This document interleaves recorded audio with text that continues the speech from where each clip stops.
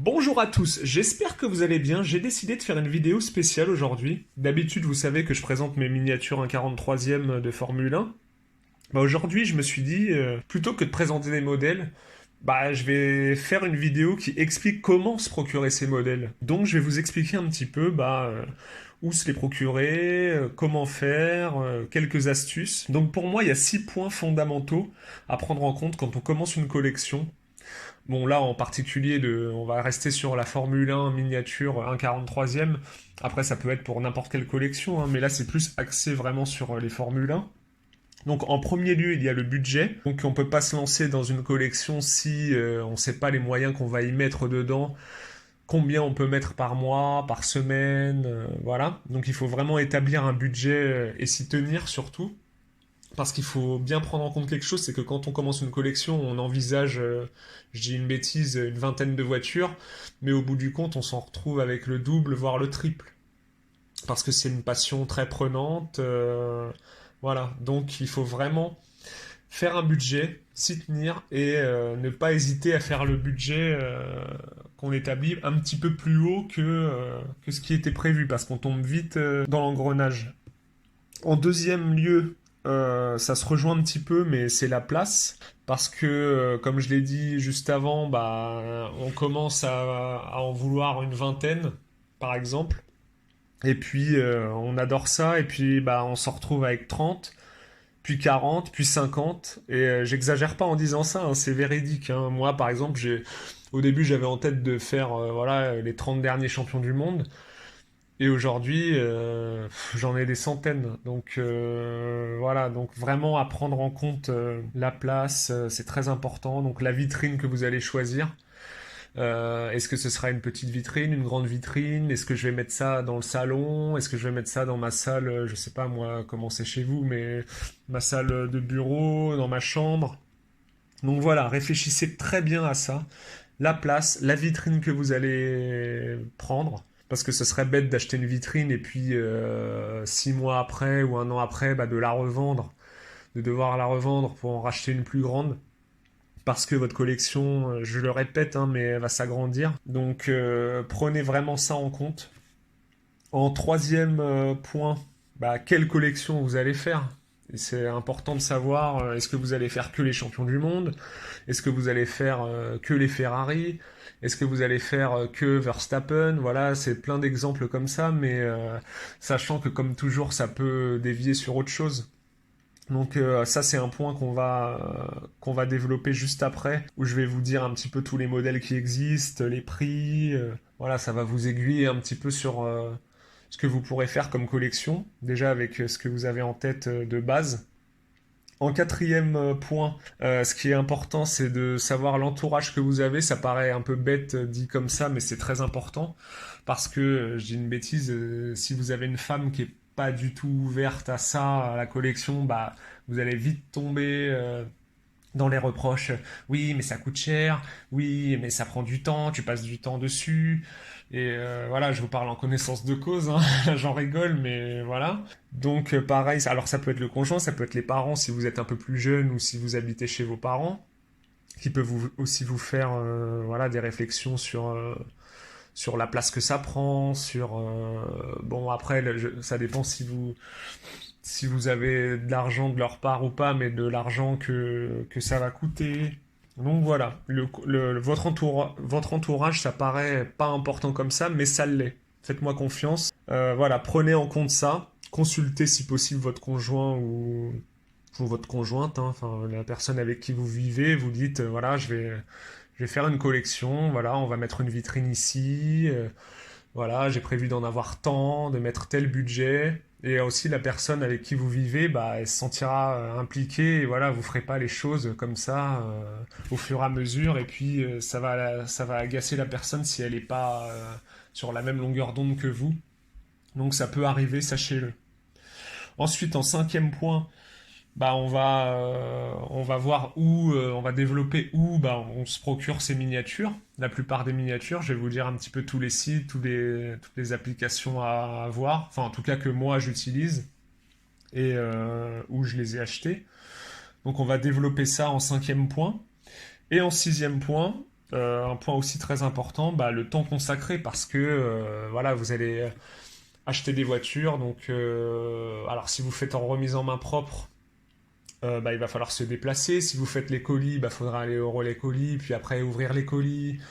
Et puis après, bah, même le temps que vous allez consacrer à ranger. Enfin, là, je dis des conneries, c'est des exemples, mais faire la poussière sur votre vitrine.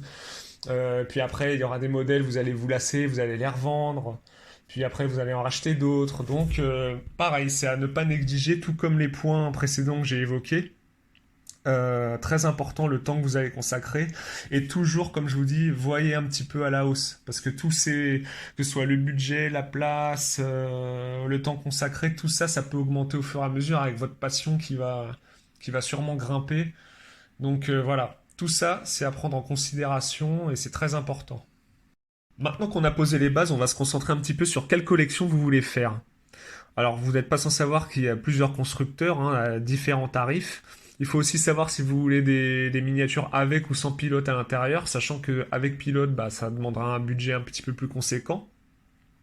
Donc, on va essayer de voir un petit peu chaque constructeur, les prix, les avantages, les inconvénients, et vous me direz un petit peu ce que vous en pensez, vous aussi, votre collection, et les modèles que vous préférez, les constructeurs que vous préférez. Donc, pour les débutants, on a plus déjà du Altaïa pour commencer, donc c'est les collections un petit peu presse, sans pilote, donc qui vont de 8 à 15 euros environ.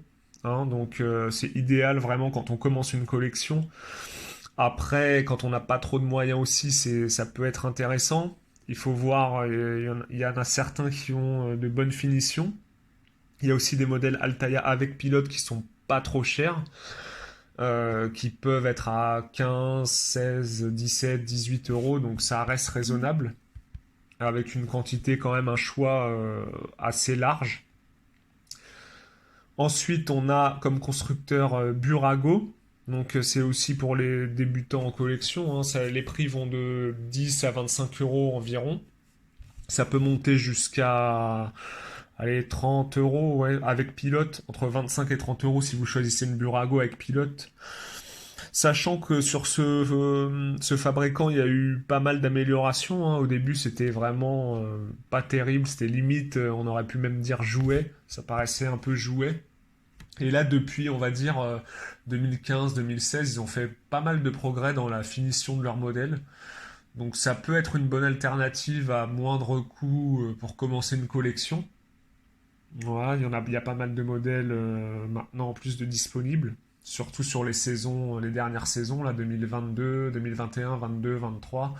Pas mal d'écuries, de modèles, donc ça peut être sympa de se faire si on n'a pas trop de moyens, voilà, de se faire une collection sympa avec du bureau à gauche, c'est envisageable. Ensuite, on a comme constructeur Onyx, donc je qualifierais plus pour les débutants aussi, débutants en collection. Donc les prix qui vont de 10 à 20 euros. Hein. Alors c'est des pilotes, c'est des miniatures pardon avec pilote dedans, donc c'est intéressant. Par contre la finition n'est pas extraordinaire, je vous l'accorde. Allez voir un petit peu sur internet ce que vous en pensez, mais voilà, sur les anciens modèles, il n'y a pas toujours les rétros. Voilà, c'est fabriqué comme ça, hein, sans rétro. Voilà, les pneus, il n'y a pas forcément le constructeur marqué sur le flanc du pneu. Donc, ouais, les décals, pas super qualité. Donc, Onyx, et en plus, c'est plus, voilà, une collection Onyx, c'est plus jusque milieu des années 90. Après, de mémoire, je pense pas qu'il y en a après. Hein. Donc, c'est vraiment pour les anciens. Ceux qui veulent en tout cas collectionner d'anciens modèles. Voilà, Onyx c'est pas mal, mais à savoir que la qualité, je trouve, n'est pas top. Voilà. Ensuite, on a Quartzo, donc ça se rapproche un petit peu d'Onyx, mais pour moi c'est un petit peu mieux. La finition est un petit peu meilleure. Les boîtes aussi, on les reconnaît tout de suite avec les boîtes carrées et le logo rouge un peu rose Quartzo sur le haut et le miroir qui se réfléchit où la voiture se réfléchit dedans. Donc voilà, c'est entre le débutant et l'intermédiaire, je dirais. C'est plus du débutant, mais la qualité est un poil mieux que Onyx. Et les tarifs un petit peu plus aussi, un petit peu plus cher, 15 à 30 euros, je dirais. C'est des prix un peu, voilà, à titre indicatif, hein, ça peut être moins, plus, mais la fourchette, voilà, c'est 15-30 euros. Et c'est aussi beaucoup de voitures anciennes, hein, avant les années 90, quoi, pour le Quartzo. Souvent des voitures des années 70, 80, 60, 70, 80. Voilà, donc regardez un petit peu sur Internet des exemples de modèles, mais pour moi, ça reste quand même de l'entrée de gamme.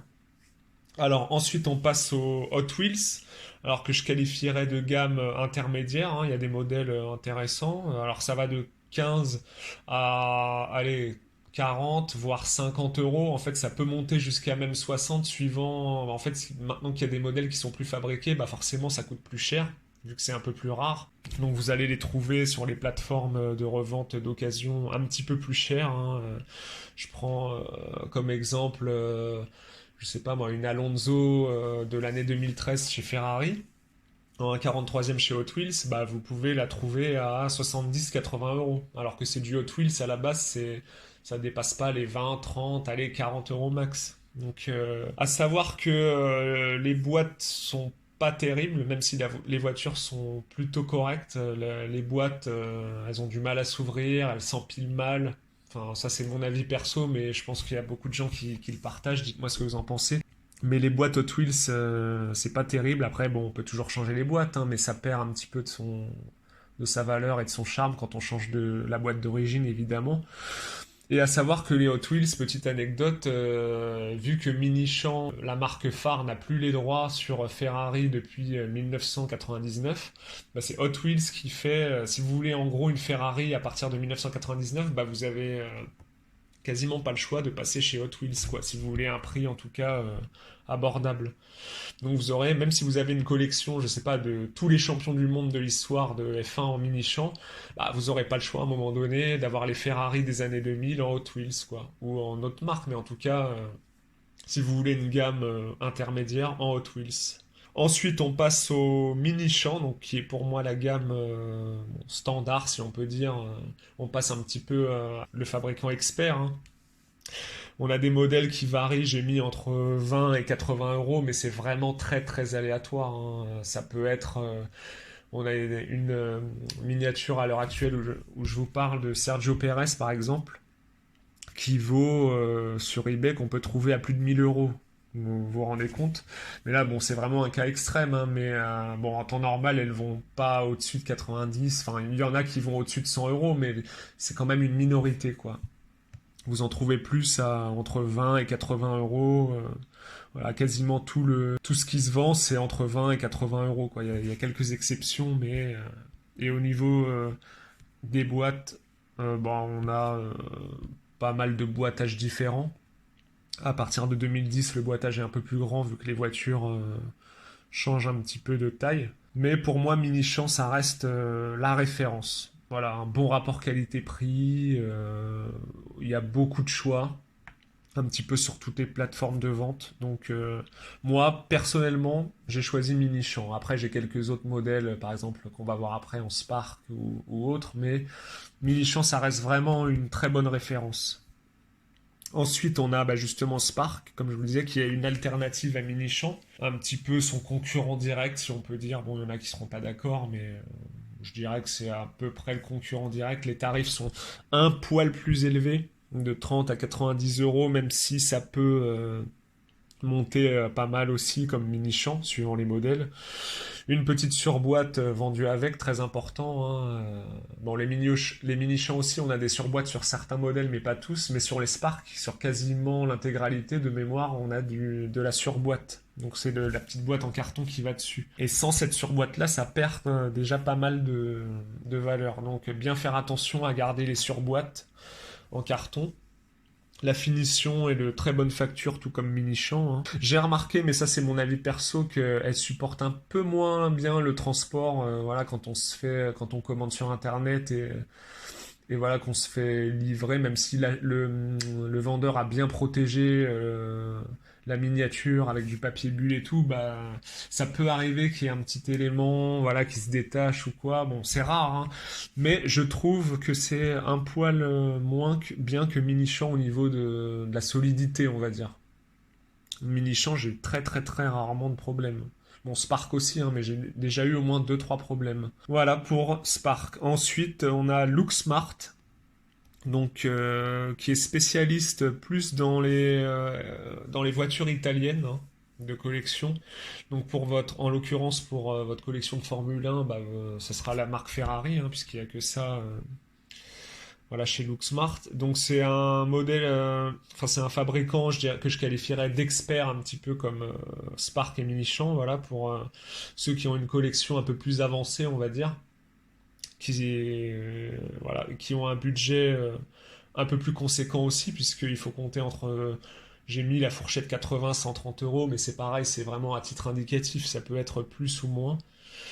Mais voilà, en gros, les fourchettes de prix. Bon, dites-moi ce que vous en pensez, mais en gros, voilà un petit peu pour chaque fabricant, les fourchettes de prix et un petit peu, voilà, comme ça, je vous ai détaillé les finitions un petit peu pour tous. On passe maintenant à la partie bah, où acheter vos miniatures. Bah voilà, c'est quand même une question fondamentale. Il y a pas mal de plateformes qui existent, de sites qui existent, mais là je vais vous citer un petit peu pour moi les références. Je vais vous dire un petit peu les avantages, les inconvénients. Mais déjà en site d'occasion, on a Le Bon Coin. Donc tout le monde, je pense, connaît Le Bon Coin. Il y a beaucoup de bonnes occasions, beaucoup de bonnes affaires à faire sur cette application. En plus, c'est une application française, francophone, donc c'est très simple d'utilisation, très fonctionnel, où j'ai fait beaucoup de transactions personnellement dessus, d'achat, de vente, j'ai jamais eu de soucis. Après, libre à vous, on peut passer directement quand vous faites des achats par la plateforme ou passer en dehors. Voilà, c'est à voir avec entre l'acheteur et le vendeur. Si vous voulez passer directement en dehors du Bon Coin, par exemple, parce que vous avez des frais de protection, ce qu'ils appellent, c'est une assurance, quoi. À chaque transaction, ça représente 1, 2, 3 euros suivant le montant que vous allez mettre. Mais bon, c'est à prendre en compte quand même. Il y a environ entre 1 et 3, 4 euros de protection quand vous faites une transaction sur le Bon Coin. Mais personnellement, c'est une application pour laquelle je suis très satisfait et le seul petit reproche que je ferais, c'est que je trouve qu'il y a moins de trafic que sur celle qu'on va voir après, mais ouais, il y a moins d'acheteurs, moins de vendeurs qu'avant, je trouve. Enfin, j'ai remarqué depuis quelques mois, c'est peut-être juste une tendance, mais voilà. Mais ça reste une très bonne plateforme. Ensuite, on a Vinted, donc un petit peu le même style que Le Bon Coin, mais à l'international, là, vous allez vraiment avoir accès à la vente et à l'achat sur les Espagnols, les Allemands, les Italiens, enfin voilà, tout ce qui est Europe proche. Ouais, j'ai fait pas mal de bonnes affaires avec Vinted. C'est un petit peu en ce moment l'application qui fonctionne le mieux, je trouve, actuellement en tout cas. Je recommande Vinted fortement. Donc c'est de l'occasion, hein, comme sur Le Bon Coin. Et puis c'est très facile d'utilisation comme application. Vous allez voir, ça fonctionne exactement comme Le Bon Coin, hein. Alors à la base, moi Vinted, je pensais que vous allez rire, mais que c'était que pour les vêtements. Et j'ai appris il y a quelques mois que non, non, en fait, on peut vendre vraiment tout et n'importe quoi sur Vinted. Et en fait, je regrette pas puisque bah, maintenant je vends une bonne partie et j'achète aussi sur Vinted. Donc très bonne application.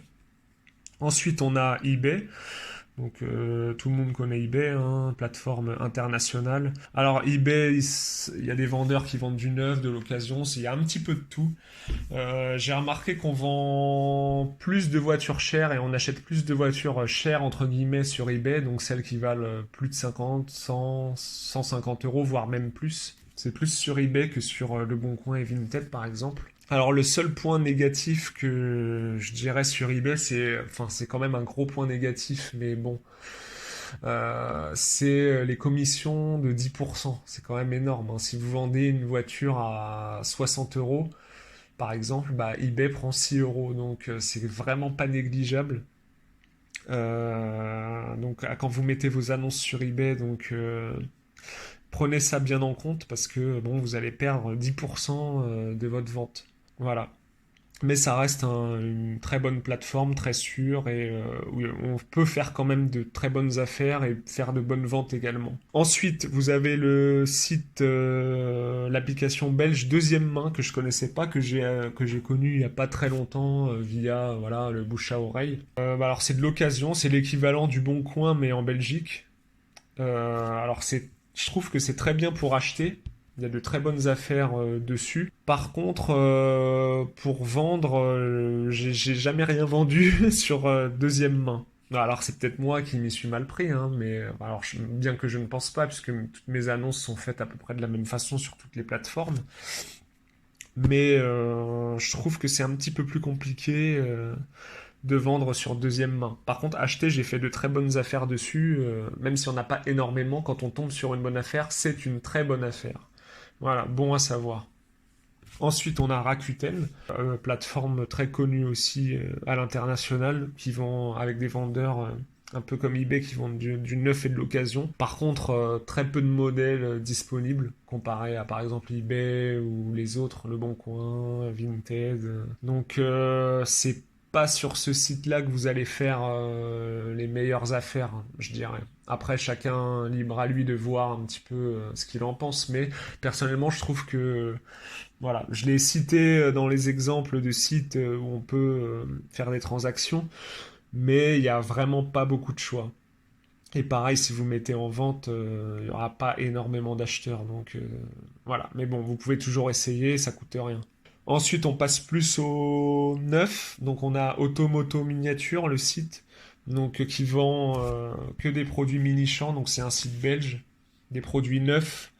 Donc c'est vendu au prix public conseillé. Donc là, il n'y a pas de négociation comme sur les sites que je viens de citer juste avant où on peut négocier sur voilà, Le Bon Coin, Vinted, eBay, tout ça on peut négocier. Par contre là, auto-miniature, non, c'est les prix affichés, publics. Et il n'y a pas non plus de surcoût. Enfin, vous verrez pas de voiture un 43e à 200, 300 euros ou plus comme sur eBay. C'est vraiment les prix voilà, conseillés. On peut faire donc du coup pas des bonnes affaires, mais bon, il y a des modèles intéressants dessus. Ça coûte rien d'aller voir quand vous avez rien à vous mettre sous la dent sur Le Bon Coin, eBay, Vinted. Vous pouvez aller voir sur ce site, il y a des modèles intéressants parfois. Ensuite, on passe à Paddock Legend, un petit peu la même chose que Automoto Miniature. Donc c'est du neuf, là c'est un site allemand. C'est vendu voilà, au prix public conseillé. Parfois ils font des petites réductions, mais rien de transcendant. Les frais de livraison un petit peu élevés, vu que ça vient de l'étranger, d'Allemagne. Mais voilà, le choix est pas extraordinaire. Bon, il y a souvent des nouveautés, voilà, des produits comme ça. Mais ça reste voilà, ça reste un peu faiblard, je trouve, au niveau du panel de choix. Et ensuite, enfin, on a CK Model Car qui, pour moi, des trois derniers que j'ai cités, reste le meilleur avec un très grand choix. C'est un site allemand qui vend que du neuf. Alors, il y a souvent, quasiment tout le temps, que des bonnes promos. Alors, bonnes, pas toujours bonnes, mais bon, il y a souvent 20%, 15, 20%. Des fois, ils montent à 30, 40%, voire même plus. Ça peut être super intéressant, mais bon, il faut bien vérifier, en fait, il faut bien suivre. Mais vous pouvez tomber pardon, sur de très bonnes occasions sur CK Model Car. Hein. J'ai déjà fait de très bonnes occasions. Par contre, n'hésitez pas quand vous commandez sur CK Model Car ou sur Paddock Legend à prendre des lots, hein, parce que les frais de port sont plutôt élevés. Hein. Faut compter 14-15 euros de mémoire. Donc c'est pas négligeable comme prix quand même de frais de port.